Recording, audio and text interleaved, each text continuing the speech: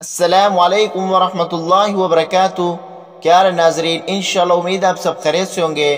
ناظرین، آج ہم سورہ یاسین کے خواص پڑھیں گے۔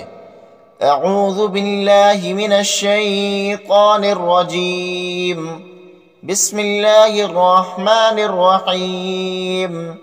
سورۃ یاسین مکیہ۔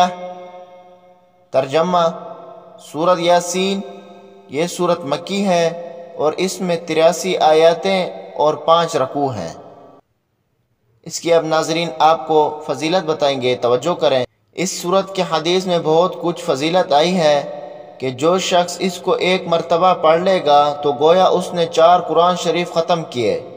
اس سے کوئی یہ نہ سمجھے کہ خود اس قرآن کے ختم کرنے کی ضرورت نہیں، کیونکہ قرآن جس میں یہ سورت اور دوسری بھی فضیلت کی بہت سی صورتیں ہیں، جب ایک سورت کے ختم کا یہ ثواب ہوگا تو پورے قرآن کے ختم کا کیا کچھ فائدہ نہ ہوگا۔